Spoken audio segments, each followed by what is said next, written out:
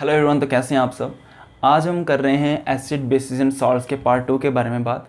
तो first part में हमने सिर्फ एसिड बेसिस और उसके कुछ रिएक्शंस के बारे में पढ़ा था। अगर आपने उस वीडियो को नहीं देख रखा तो डिस्क्रिप्शन बॉक्स में उसका लिंक है, आप जाके वो वीडियो ज़रूर देखें पहले। इस पार्ट में हम बात करेंगे पीएच के इंपॉर्टेंस के बारे में और सॉल्ट्स के बारे में। तो पहले हम देखते हैं कि पीएच का हमारी डेली लाइफ में क्या इंपॉर्टेंस है। अगर मैं पीएच लेवल की बात करूं तो आपको पता है वो एसिड और बेस की स्ट्रेंथ के बारे में बताता है हमें। तो हमारी डेली लाइफ में बहुत सारी चीज़ें हैं जहाँ पे हम इसी चीज़ को नोटिस करते हैं। जैसे सबसे पहले हमारी लिविंग ऑर्गेनिजम्स जितने भी हैं उनकी जो लाइफ है वो इसी के ऊपर डिपेंड करती है कि हमारे सराउंडिंग की पीएच, हमारे फूड की पीएच, वो जो सारी चीज़ें हैं वो मेंटेन्ड है या नहीं। क्योंकि जो हम जिंदा रहते हैं उसके लिए जो पीएच लेवल एक मेंटेन चाहिए होता है। अगर मैं बात करूं कि हमारी जो बॉडी है उसका जो नॉर्मल वर्किंग पीएच होता है वो होता है 7 to 7.8 तक। उसके अलावा जो एसिड रेन होती है उसमें भी ये पीएच का ही काम होता है, क्योंकि जो हमारी गाड़ियों में से जो पोल्यूशन होता है इंडस्ट्रीज़ में से, उससे निकलने वाली गैस वाटर के साथ मिक्स हो जाती हैं, जो रेन की ड्रॉपलेट्स होती हैं, और वही रेन आप वापस जब धरती पे गिरती है तो वो एसिड रेन होती है और वो काफ़ी हार्मफुल होती है एक्वेटिक एनिमल के लिए, हमारे प्लांट्स के लिए, और हमारे काफ़ी मोन्यूमेंट्स को आपने देख रखा होगा उसने डैमेज किया है। और जो पीएच लेवल होता है वो सॉइल के लिए, हमारी जो मिट्टी होती है, अलग अलग मिट्टी की अलग अलग पीएच लेवल होता है। जैसे अलग अलग फसलें उगानी होती हैं हमें, तो उसके लिए एक मेंटेन्ड पीएच चाहिए होता है, हर एक अलग फसल के लिए अलग पीएच। आप उसको कलेक्ट कर सकते हो मिट्टी को, और आप पीएच पेपर से चेक भी कर सकते हो कि अलग अलग मिट्टी की अलग अलग वैल्यू मिलेगी हमें। डाइजेशन में ये तो आपने पक्का पढ़ रखा होगा पहले भी, कि जो हमारा फूड जो होता है उसकी डाइजेशन में एसिड्स वर्क करते हैं। हमारे जो स्टमक होता है उसमें HCl हाइड्रोक्लोरिक एसिड प्रोड्यूस होता है, और वही हाइड्रोक्लोरिक एसिड किस में काम आता है? डाइजेशन के काम आता है। तो अगर हमारी इनडाइजेशन की प्रॉब्लम होती है, अगर हमें इनडाइजेशन की प्रॉब्लम होती है, उसका रीज़न यही होता है कि हमारी बॉडी ज़्यादा एसिड्स प्रोड्यूस कर देती है, उसको एसिडिटी भी कहते हैं। तो इसको अगर ठीक करना हो तो हम कोई बेसिक चीज़ खाते हैं, जैसे मिल्क ऑफ मैग्नीशिया यूज़ कर सकते हैं, या फिर आप एंटासिड का भी यूज़ कर सकते हो। एंटासिड कोई एसिड नहीं है क्योंकि इसके पीछे एसिड लग रखा है, तो आप इसको एसिड समझ लो, बट ये एक बेस है एंटासिड। इसको यूज़ करते हैं हम कब? जब हमें एसिडिटी की प्रॉब्लम या इंडाइजेशन की प्रॉब्लम हो जाती है। इसके अलावा हम पीएच लेवल और जगह पे देखते हैं, वो होता है टूथ डीके। टूथ डीके कैसे होता है? जब हम कोई फूड खाते हैं, कोई खाना खाते हैं, तो उसके बाद हम वाटर रिंस नहीं करते अपने माउथ को, या फिर हम ब्रश नहीं करते, तो उससे क्या होता है, हमारे टीथ में बैक्टीरिया जो होता है वो एसिड प्रोड्यूसिंग बैक्टीरिया होता है। एसिड प्रोड्यूसिंग बैक्टीरिया मतलब वो एसिड प्रोड्यूस करता है। उसके अलावा हमारे स्टमक में जो हाइड्रोक्लोरिक एसिड प्रोड्यूस होता है, वो सारी चीज़ें एसिडिक हैं, आपको पता है।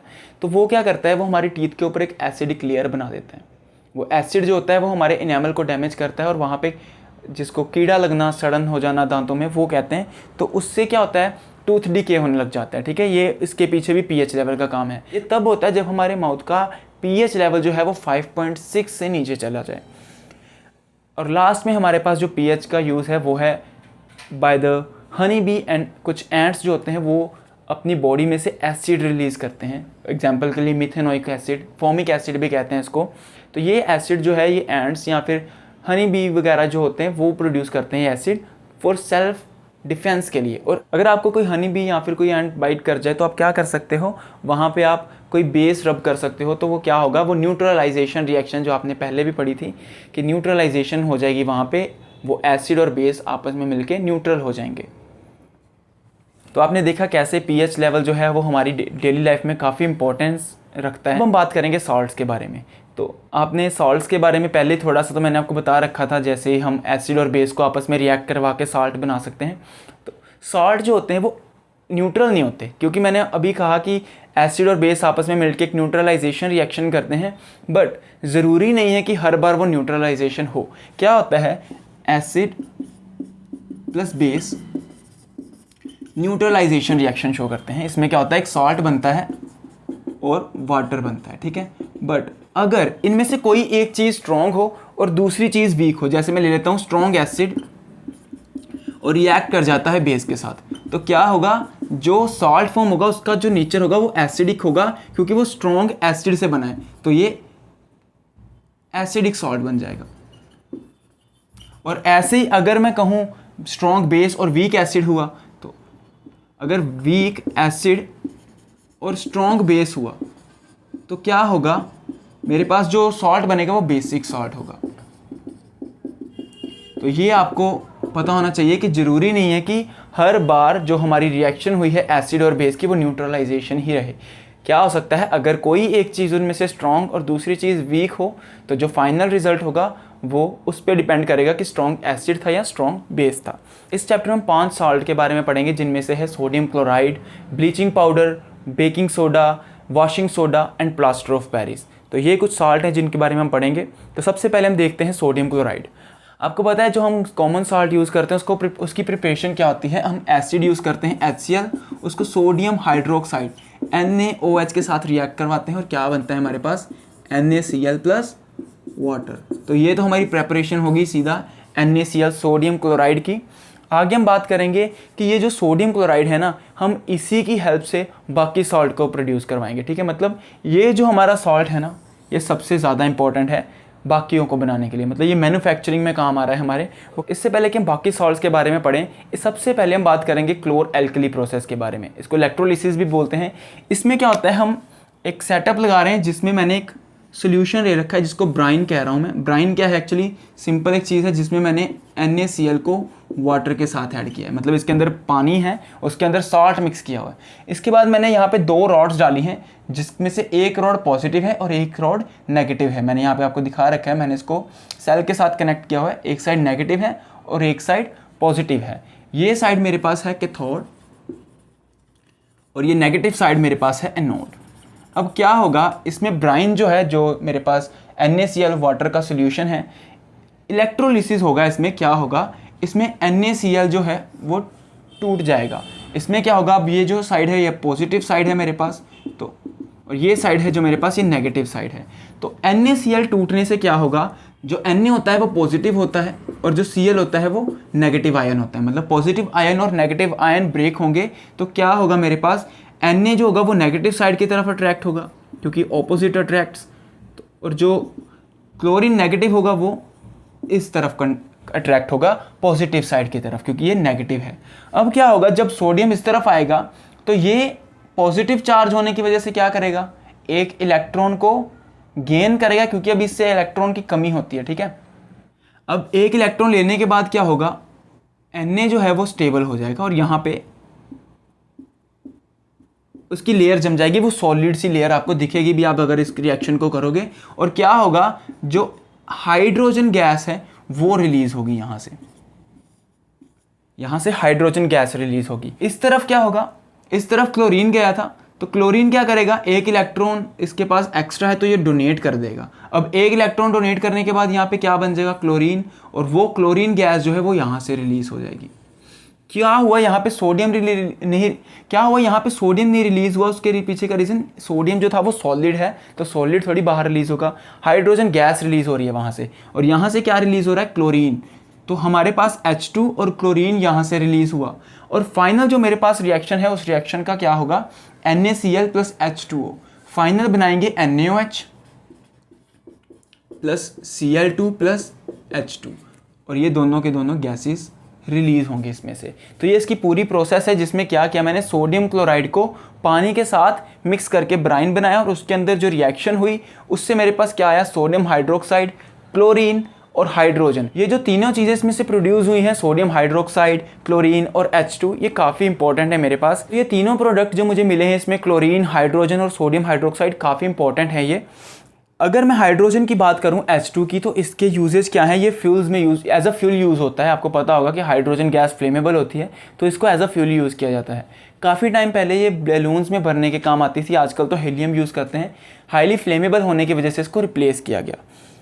इसके बाद हमारे पास इसका यूज़ होता है मार्गरेन में। मार्गरेन हम पढ़ेंगे भी इसके बारे में, हमारे 4th चैप्टर में इसके बारे में बात करेंगे। तो इसके बाद क्या है, क्लोरीन गैस जो होती है, क्लोरीन ये डिसइंफेक्टेंट के काम आती है, वाटर वगैरह को डिसइंफेक्ट करने में।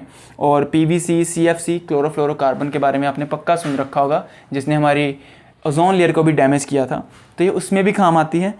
और पेस्टिसाइड्स में, स्विमिंग पूल डिसइंफेक्शन में भी काम आती है ये, तो काफ़ी यूजेज है इसके। इसके अलावा जो सोडियम हाइड्रोक्साइड है, सोडियम हाइड्रोक्साइड डीग्रीसिंग क्या होता है, जो बेयरिंग वगैरह होती है उसमें ग्रीस वगैरह लगाते हैं तो उसको डीग्रीस करने में काम आता है sodium hydroxide. Soaps and detergent में काम आता है, ये आपको मैंने स्टार्टिंग में बताया था कि सोप डिटर्जेंट बेसिक होते हैं, तो ये NaOH सोडियम हाइड्रोक्साइड उनमें भी काम आता है। तो पेपर मेकिंग में काम आता है ये, और आर्टिफिशियल फाइबर्स में भी काम आता है, ठीक है। तो आगे बात करते हैं, अगर हाइड्रोजन और क्लोरीन गैस को आपस में रिएक्ट करवाया जाए, इसकी रिएक्शन आप देख सकते हो लिख रखी है। क्या होता है, हमारे पास अमोनियम क्लोराइड बनता है। अमोनियम क्लोराइड इस किससे बना, हमारे पास Cl और H2 को रिएक्ट करके बना, और ये दोनों कहाँ से मिले थे मुझे, ये मुझे क्लोर एल्कली प्रोसेस से प्रोड्यूस हुए थे। और इसका काम मेडिसिन में आता है, कॉस्मेटिक्स में भी आता है, और स्टील क्लीन करने में काम आता है।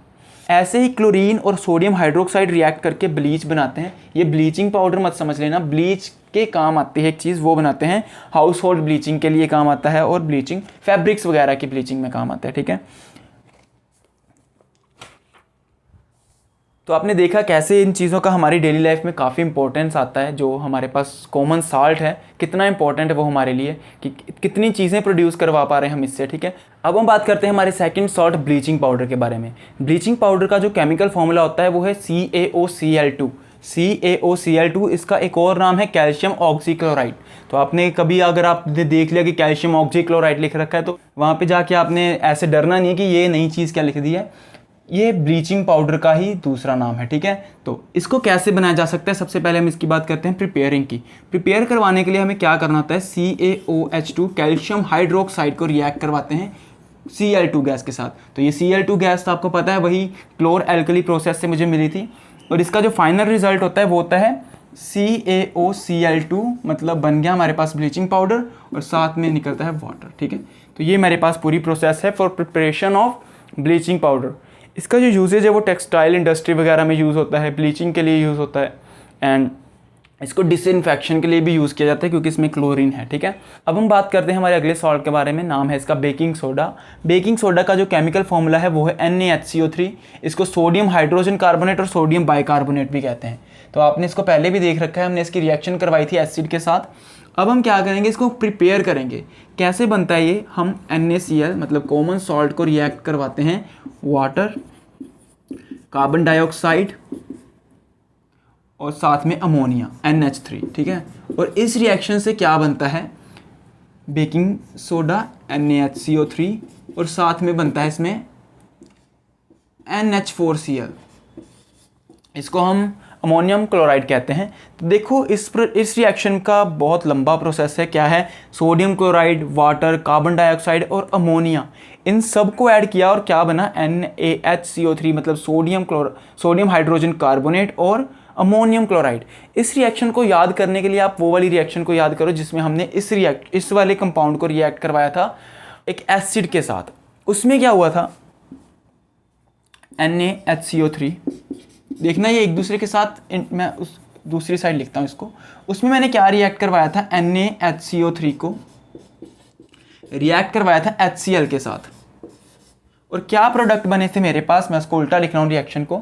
तो मेरे पास जो प्रोडक्ट बने थे वो थे NaCl, साथ में बना था water plus carbon dioxide gas. तो ये 3 प्रोडक्ट बने थे, और इसमें क्या किया हमने, यही प्रोडक्ट लिए NaCl, H2O और कार्बन डाइऑक्साइड, और बीच में हमने सिर्फ अमोनिया ऐड किया है, सिर्फ अमोनिया ऐड किया है। और ये जो हमारी रिएक्शन थी ये उल्टी हो गई, ये रिवर्स हो गई। यहाँ पे हम इसको बना रहे थे और यहाँ पे हमने इसको रिएक्टेंट में लिया था। मतलब आप इस रिएक्शन को बस उल्टा लिखना है, और जो नई चीज़ याद रखनी है वो है अमोनिया, ठीक है, NH3। अगर आप इस प्रोडक्ट को भी लिख दोगे तो आपको हेल्प तो हो ही जाएगी ना, आपको पता लग गया कि कैसे बनाया है मैंने NaHCO3 मतलब sodium hydrogen carbonate baking soda को, और यहाँ पे NH4Cl, HCl की जगह पे बस NH3 और ऐड हुआ है। अमोनिया मतलब दोनों साइड पे ऐड किया, रिएक्टेंट में भी और प्रोडक्ट में भी। तो ऐसे आपको हेल्प हो जाएगी इस रिएक्शन को याद करने के लिए। तो आप इसके यूजेस देख सकते हो क्या क्या हैं। ये फायर एक्सटिंग्विशन के काम आता है, ये बेकिंग पाउडर बनाने में काम आता है। बेकिंग पाउडर में क्या मतलब, इसमें एक रिएक्शन करवाई जाती है एसिड के साथ और हमारे पास बेकिंग पाउडर बन जाता है। और बेकिंग पाउडर को भी आपको पता है घरों में यूज़ करते हैं काफ़ी जगह पे हम। इसके अलावा इसका काम होता है एंटासिड के लिए, ठीक है। एंटासिड आपको पता होगा वो न्यूट्रलाइजेशन करवाने के लिए यूज़ होता है। अगर कोई एसिडिटी वगैरह की प्रॉब्लम हो जाए तो उसमें भी इसको यूज़ कर सकते हैं अगर हमें एसिडिटी की प्रॉब्लम हो, ठीक है। अब हम बात करेंगे वॉशिंग सोडा के बारे में। वॉशिंग सोडा का जो केमिकल फॉर्मूला है वो है 2CO3 10H2O। तो ये इसका केमिकल फॉर्मूला है। सबसे पहले हम बात करेंगे कि ये जो चीज़ है इसको कैसे बनाते हैं। इसको बनाने के लिए क्या यूज़ करना है हमने, सोडियम हाइड्रोजन कार्बोनेट। आपको पता होगा ये क्या है, अगर आपको पता है कमेंट करके बताना कि मैंने क्या किया था इसमें, ठीक है। मुझे इस रिएक्शन के बारे में बताना।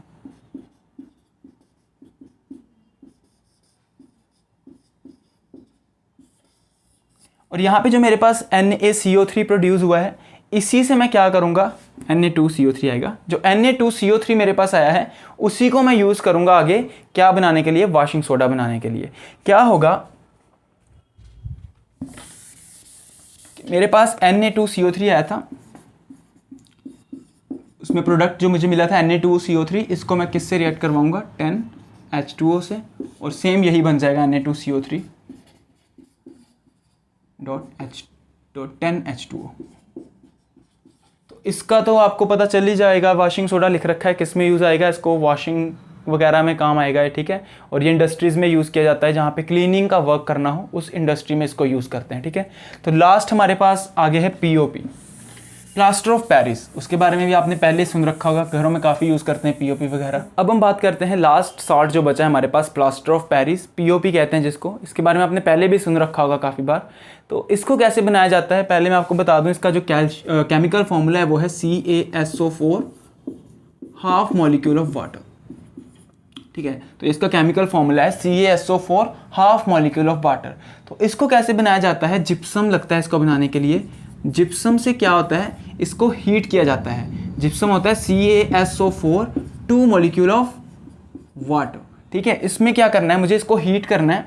जिप्सम को हीट करके क्या होता है मेरे पास, CaSO4 calcium sulphate half molecule of water plus 1.5 molecule of water जो होता है वो अलग निकल जाता है। मतलब पूरी रिएक्शन आपको समझ आ गई होगी क्या किया मैंने। Calcium sulphate 2 molecule of water heat करने से कैल्शियम सल्फेट हेमीहाइड्रेट इसको कहते हैं, कैल्शियम सल्फेट हेमीहाइड्रेट, और हाफ मॉलिक्यूल ऑफ वाटर अलग हो गया। तो ये मेरे पास प्लास्टर ऑफ पेरिस बन गया, ठीक है।